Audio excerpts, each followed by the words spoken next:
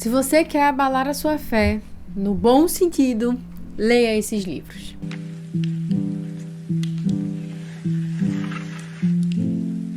Bem-vindos ao meu canal. Aqui cada vídeo é como uma espada ou uma pena e todas elas apontam para o autor maior. Hoje eu trouxe uma seleção de livros que, quando eu tive a experiência de conhecê-los, simplesmente abalaram minha fé, não no sentido ruim da coisa, mas me mostraram que eu estava crendo em coisas que ou não tinham aplicação na escritura ou simplesmente transformaram a ordem a qual eu via o mundo. Você já teve a chance de ler um livro que foi tão poderoso e com ensinamentos tão fortes que você simplesmente não teve como evitar se sentir abalado no final? Novamente, não no sentido ruim, mas eu acho que vocês já entenderam. Então hoje eu trouxe aqui uma seleção de 5 livros. 5 livros que, quando eu li pela primeira vez, eu me senti abalada. Abalada porque eu percebi que ou eu estava crendo muito pouco no Senhor, ou porque havia algo que eu poderia melhorar na minha vida, ou haviam coisas muito erradas que eu precisava redimir. Enfim, os motivos vocês verão conforme eu for trazendo aqui. Mas vamos pro primeiro. O primeiro é um clássico, né? Eu acho que se você não leu, tá na hora de ler, que é Deuses Falsos, do Timothy Keller. Este livro aqui eu li na minha faculdade de teologia, foi a primeira vez, uma atividade que eu precisei fazer. E eu nunca tinha ouvido falar da idolatria como algo muito além das imagens e etc. Estátuas, enfim. Quando eu li isso daqui pela primeira vez, meus irmãos, eu não sei nem explicar a sensação de ter visto, de ter percebido quão idólatra eu era. E a gente idolatra muitas coisas, né? Tem a idolatria do amor, tem a idolatria do poder e tem a idolatria da família, por exemplo. Porque a idolatria é você colocar como mais importante do que Deus tudo aquilo que Deus te deu. E na verdade eu tô usando as minhas palavras porque aqui ele define idolatria muito bem, tá? Eu tô aqui de fato colocando com minhas palavras, mas ele faz, por exemplo, na introdução, um caminho muito interessante que mescla inclusive o Anel do Senhor dos Anéis. O Anel do Senhor dos Anéis e a idolatria. Ele compara o anel como um amplificador psíquico de desejos que faz com que você seja implacável no que você quer. E até você conseguir o que você quer, você não descansa. A idolatria faz isso com a gente. A gente fica na idolatria de possuir algo, na ânsia de possuir. Quando a gente tem, a gente fica com medo de perder de uma forma absurda. A gente não vive mais. A idolatria, ela faz isso com a gente. E esse livro, ele realmente mudou a química do meu cérebro. De fato. Isso deve aparecer o título desse vídeo. Livros cristãos que mudaram a química do meu cérebro. Porque existe aqui um confrontamento muito honesto em uma época, na minha época, que não se falava tanto assim sobre idolatria. Mas ainda hoje, se você já teve a sorte de assistir alguma pregação sobre idolatria, eu ainda recomendo a leitura desse livro. Porque é um livro que eu acho muito equilibrado. Eu já li muitos materiais sobre idolatria. Mas na minha opinião, Deuses Falsos continua sendo uma ótima escolha de uma primeira leitura, porque é muito equilibrado. E a gente vê realmente que ele traz exemplos não somente práticos, mas que penetram no fundo da nossa alma a ponto de, no meu caso, abalou minha fé. Abalou aquilo que eu entendia como a minha fé cristã. Agora vamos para outro. Sofrimento Nunca é em Vão, da Elisabeth Elliot. Esse foi o meu primeiro livro da Elisabeth Elliot e ela traz aqui um certo testemunho. Ela mescla, né, os ensinamentos do sofrimento com sua própria história. E essa mulher, gente, ela sofreu muito. Se você não sabe, eu já estou preparando um vídeo à parte, mas basicamente ela casou em 2 momentos diferentes da vida dela e os 2 maridos morreram de formas trágicas, querendo ou não. O primeiro nem se fala. E aqui ela vai tratar justamente sobre o assunto de como ela entrega esses sofrimentos a Deus a ponto deles não serem vãos. Eles não são em vão. E é muito interessante e muito tocante o jeito que ela trabalha e ela mescla, como eu falei pra vocês, experiências da vida dela com ensinamentos sobre como tornar o sofrimento um altar para o Senhor, entregar os nossos fracassos a Deus, entregar os nossos sofrimentos a Deus. E eu nunca tinha lido, na época, acho que foi 2019, eu nunca tinha lido um texto tão pequeno, mas ao mesmo tempo tão avassalador sobre o assunto. Acho que é porque justamente ela conta muito sobre a vida dela, né? Sobre o coração dela, as coisas que ela enfrentou. E não é fácil. Não precisa nem de muito para se colocar no lugar dela. É muito difícil você perder alguém dessa forma. Mas mesmo assim, cá estou eu para indicar esse livro que abalou a minha fé, porque eu percebi que se eu estivesse no lugar dela, eu não teria a fé que ela teve. E eu sei que a fé, ela não é um mérito nosso, né? É o Senhor quem dá, é Ele quem aumenta, é Ele que sustenta, mas ao mesmo mesmo tempo você precisa de um certo movimento para que isso se torne concreto. E eu percebi que eu ficaria tão apavorada com tudo que aconteceu, com toda a questão da tribo, a questão do assassinato, enfim, que eu não conseguiria, eu não teria a força dela. Então isso abalou a minha fé, e foi quando eu comecei a pedir para que o Senhor realmente transformasse aquilo que eu era, a ponto de enfrentar sofrimentos e ser capaz, por meio de Cristo, de encaminhá-los a Deus. E não é me gabando, mas hoje eu sei que eu melhorei nesse quesito. Vamos para um dos meus livros favoritos da vida? Vamos agora falar sobre um que eu amo muito. Cartas de um Diabo ao Seu Aprendiz. Galera, isso aqui não é brincadeira. Depois eu vou filmar como esse livro tá por dentro. Ele tá assim, todo pincelado. Eu vou mostrar só uma página. E ele tá assim porque eu releio ele todos os anos.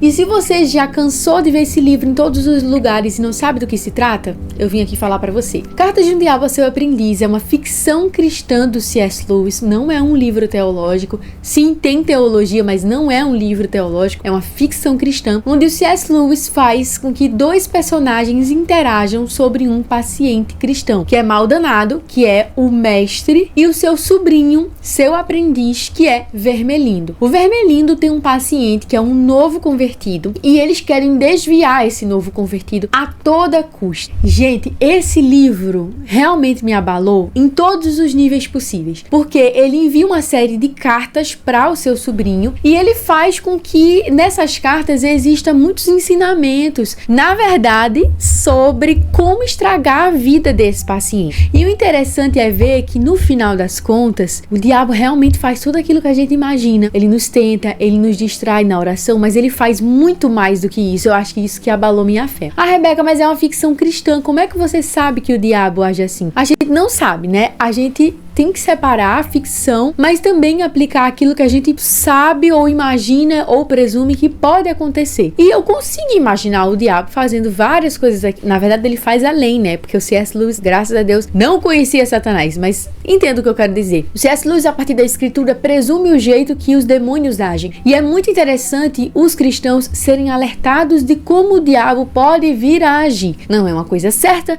porque Deus não revelou completamente, né, as artimanhas do diabo. A gente sabe muito bem que ele é uma pessoa safada, mas de boa, vamos continuar, né, o que eu quero falar de Cartas de um Diabo ao Seu Aprendiz. Existem as coisas mais óbvias que os demônios fazem, como tentação, distração, esfriamento de fé, mas existem as coisas não óbvias, e é aqui que eu comecei a me abalar. Existe, por exemplo, o fato de que são os demônios que nos afastam de Deus quando eles tentam vetar os nossos prazeres. Exemplo, a gente começa a achar que lazer ou leitura ou fazer algo que a gente gosta uma vez na semana é realmente roubar o tempo de Deus, e Deus não precisa disso, Deus não quer isso, então vamos só focar na igreja. O C.S. Lewis, ele comenta que os prazeres foram feitos por Deus. Gente, fato, Deus fez os prazeres, e não é vetando esses prazeres que ele será mais glorificado. O que é que a gente aprende sobre isso dos prazeres no final das contas? Quando o diabo diz, né, que é Deus quem fez os prazeres, ele está corretíssimo, porque é Deus quem criou esses prazeres. E vetar uma vida cristã dos prazeres, tipo assim, comer, pintar, correr, desenhar, achando que isso não é espiritual, achando que isso desagrada a Deus, que Deus quer somente a gente na igreja, isso é duvidar que é Deus quem nos dá esses prazeres. Deus nos dotou de personalidades que se agradam de umas coisas, que não têm tanta afinidade com as outras, que ficam felizes com uma caminhada e que tem uma razão pela qual os prazeres não devem ser cortados. E o demônio fala, sabe o que é? Os prazeres bons, aqueles que não são pecaminosos, aqueles que são tipo ficar com a família, jogar um quebra-cabeça, escrever, ler. Sabe por que isso não deve ser impedido? Porque essas coisas nos lembram do nosso propósito divino na Terra. Eu acho isso tão forte, porque eu me vejo nisso, gente. Quando eu leio um livro muito bom, eu glorifico a Deus, que eu penso, meu Deus, muito obrigada, que o Senhor me fez amando ler, que eu gosto de ler desde criança, então eu fico com essa teoria que Deus me fez leitora. Por exemplo, quando eu como uma comida muito boa que minha mãe fez, eu penso, meu Deus, muito obrigada,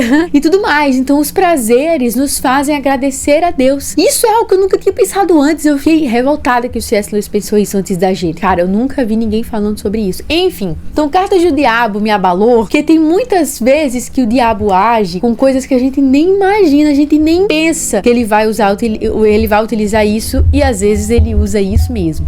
Outro livro que fez com que eu ficasse muito surpresa, como diz o próprio livro, é o livro Surpreendido por Jesus, do Dane Ortlund. Ele é o mesmo autor de Manso e Humilde. E, gente, eu acho que a gente, principalmente a gente que cresceu na igreja, a gente tem uma visão de um Jesus muito bravo, muito que tá sempre chateado com a gente, tá sempre decepcionado, tá sempre dizendo que a gente pode fazer melhor. Sim, a gente pode fazer melhor, mas Cristo é muito mais gracioso do que a gente pensa. Cristo é muito mais manso do que a gente pensa. E esse livro me lembrou isso. E foi um dos livros que eu chorei, assim, lendo, porque ele vai tratar justamente da graça nos 4 evangelhos. Como Cristo nos surpreende com sua graça, com sua mansidão, com seu caráter, nos 4 evangelhos. E é um livro muito valioso, porque eu acho que por mais que a gente tente se curar dessa ideia que Deus está bravo com a gente não consegue 100%. E a gente precisa estar sempre lendo livros que venham a nos lembrar essa verdade. Porque